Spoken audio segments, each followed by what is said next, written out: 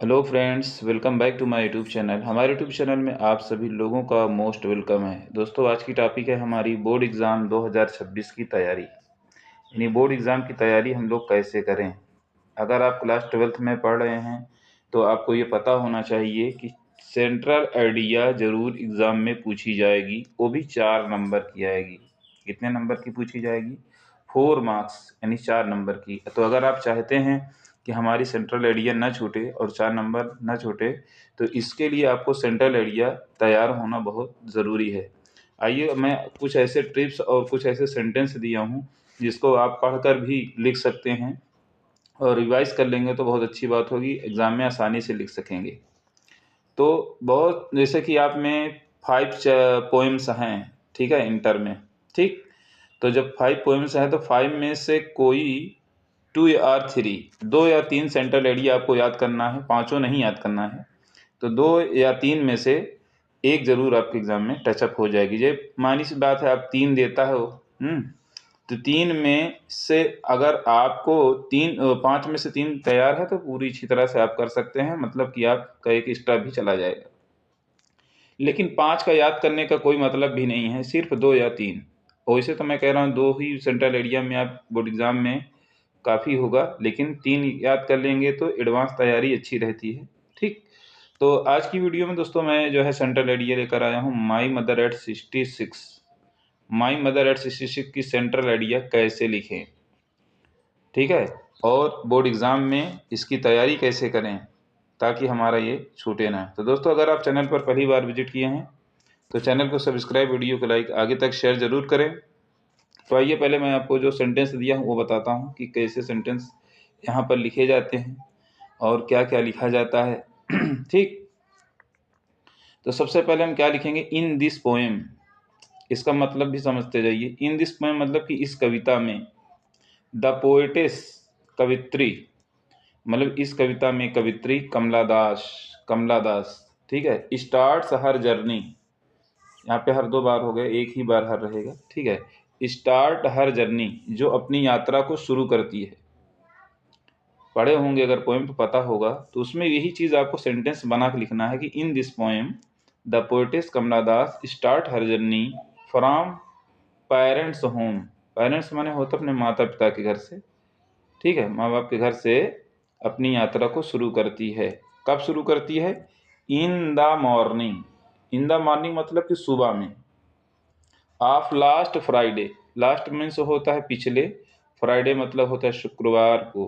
पिछले शुक्रवार को सुबह में कमला दास अपनी यात्रा को माता पिता के घर से शुरू करती है या प्रारंभ करती है। ये आपको लिख देना है, फर्स्ट पॉइंट ये है। फिर उसके बाद क्या लिखना है, जब वो यात्रा शुरू करती है तो द पोएट या पोएटेस, क्योंकि लेडीज है, पोएटेस कर रहे हैं, पोएट पोएट में दोनों आ जाते हैं, पोएटेस कर रहे हैं ज़्यादा सही। पोएटेस नोटिस्ड, तो कवित्री ने देखा, क्या देखा? हर मदर, अपनी माँ को। सिटिंग, सिटिंग मतलब बैठे हुए देखी। बिसाइड माने होता है बगल में या पास में, बैठे हुए देखी। हर, उसे, हर मतलब उसे, मतलब उसकी माँ। हु वाज ओपन माउथ, जिसका मुंह खुला हुआ था, जिसका मुंह खुला हुआ था।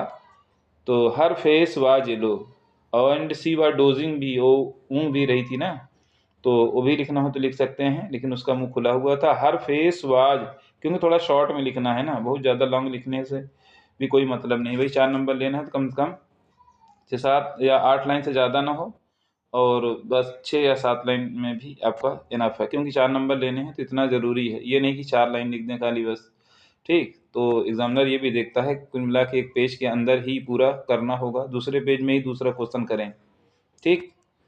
तो हर फेस वाज येलो, उसका चेहरा जो था पीला था, लाइक कॉर्स, लाश की तरह। द पोएटेस रियलाइज, कवित्री ने एहसास किया, क्या एहसास किया? दैट हर, आइए दूसरे स्लाइस में जो दिया हूँ उसको बताता हूँ। दैट हर मदर, उसकी माँ।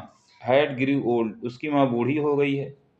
But Son separated these thoughts, लेकिन जल्द ही उसने इस विचार को अलग कर दिया, मतलब जो सोच रही थी उसको सोचना उसने बंद कर दिया। फिर क्या हुआ? वाइल गोइंग एयरपोर्ट, जब एयरपोर्ट वो जा रही थी या जाते हुए बाई कार, कार से जा वो खुद चला रही थी, और कार से जाते हुए सी saw the यंग ट्रीज, उसने नए पेड़ों को देखा, नए युवा पेड़ों को देखा, मतलब कि जो अभी फिलहाल नए पेड़ थे उनको देखी।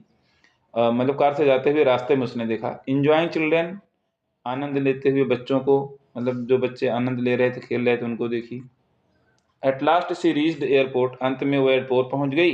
And standing for looked her mother, और फिर उसने अपनी माँ को देखा। कलरलेस लाइक विंटर मून, उनका कलर ऐसा था जैसे सर्दी के मौसम में चांद निकलता है, बहुत ही उसका कलर डिम होता है ना, उसी तरह से देखा। बट द पोएट्री नहीं, बट द पोएटेस, ठीक है, सेड टू मीट सून, लेकिन पोएटेस ने उनसे जल्दी मिलने के लिए कहा। And she was smiling continue, और वो लगातार मुस्कुरा रही थी। बस इतना सा लिखना है, या इसे थोड़ा कम भी लिख देंगे तो चल जाएगा, कोई बहुत ज़्यादा लॉन्ग ये भी नहीं है। तो अगर आप इतना लिखते हैं तो आपका जो 4 नंबर एग्ज़ाम में आने वाला है वो आपका कंप्लीट हो जाएगा, और जिससे आप एग्ज़ाम में अच्छे नंबर ला सकेंगे। तो दोस्तों आज की वीडियो हमारी यहीं तक, मिलते हैं नेक्स्ट वीडियो में और भी दूसरी सेंट्रल एरिया के साथ और अच्छे टॉपिक के साथ, ताकि ये आपका ये 4 नंबर छूटे ना। Thank you so much, bye.